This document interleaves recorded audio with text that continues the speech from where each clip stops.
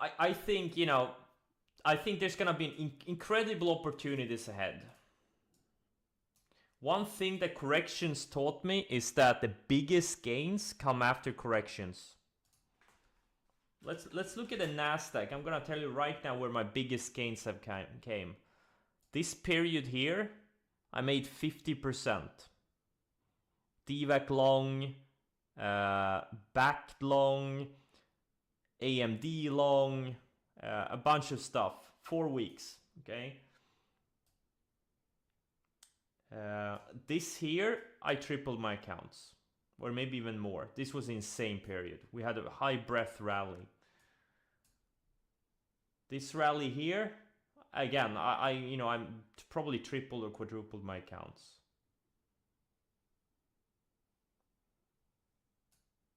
Coming off, big, these corrections. This here coming off like pretty much a 5-month chop. This period here also very big returns. That's where my money came from. This period here, again, this is where big returns. Double, triple. This I don't remember. This is too far back. My memory doesn't go that far back. I remember I made some good money in this volatility there, long short, back in early 2018. And also after the Thanksgiving sell-off in 2016, there was a big rally. That was also, I remember, was pretty good. And the early 2016, I remember metal stocks made big moves here.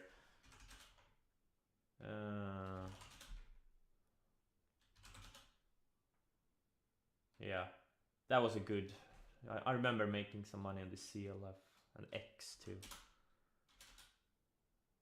So, the biggest money comes after these corrections or like long consolidations. If you're a long swing trader. Also, if you're a day trader, that's where the opportunities come. Dun, dun. So we'll see. The key thing is, don't become too bearish because the market is down a few days. Don't become too bullish because the market is up a few days. Try to look at these different things.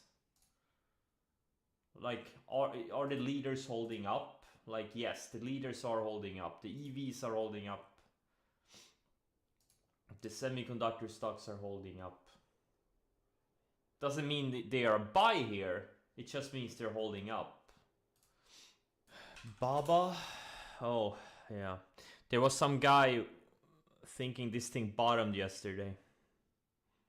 This is what's called, Baba could go to 50 by next week.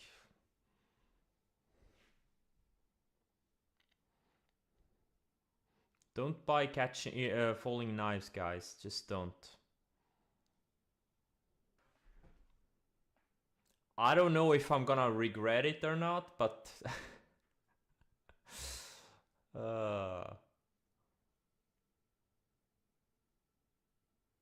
I'm probably gonna regret it, but Tesla is a huge short position for me now. Tight stops. I think the risk reward is very good.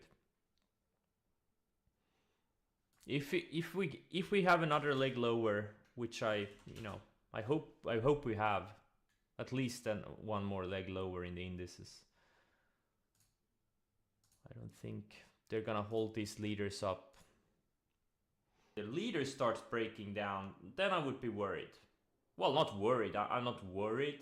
I don't even have any long portfolio, but I would be worried if I was heavily long.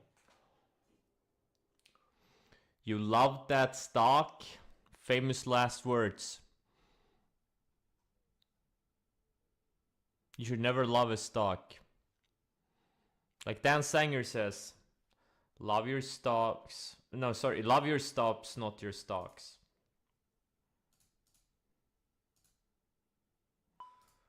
The worst type of, like corrections are the slow ones. Like March last year, it was awesome because it was so quick. It was over like 4 weeks and boom, it was over and we got a generational bull market. One I also remember was the January 2018, also really quick. Had a big correction, or not that big, 12% in like 1 week, and then had a big tradable bounce. The faster the better. You're never gonna sell everything at the top. Just get that thought out of your head. So you're gonna be in a drawdown probably 99% of the time. Not 99, 95% plus. Remember that, guys. You can make 500% in a year and be in a drawdown 95% of the time. That's just how it works. If anyone's gonna tell you otherwise, they're a liar and probably trying to sell you something. I even tweeted about it. I think I have the tweet posted on my blog too. Like, look at stuff like Netflix over the past 10 years, or Amazon. Like, you know, just something like Netflix, you know, one of the best performing stocks over 10 years. I went through this on the stream before.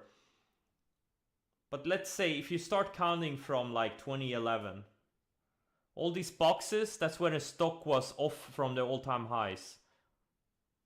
Which means that was the time when it was in a drawdown. This is one of the best performing stocks over the past 10 years. And you can see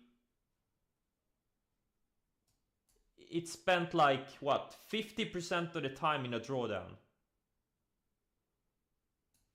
That's just how it works. Actually more. Probably 2/3 of the time it was in a drawdown. Now it's in a drawdown again. Where this ends, who knows?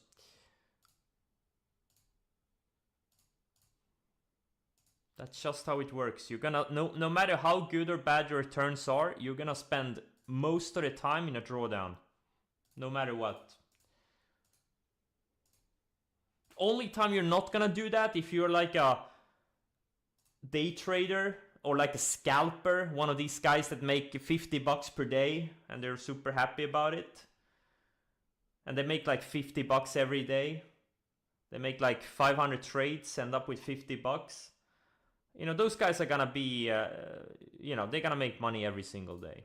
If there's one thing I learned from George, and what made me a better money manager because of George, it's exactly that. It's not whether you're right or wrong. It's how much money you make when you're right, and how much you lose when you're wrong.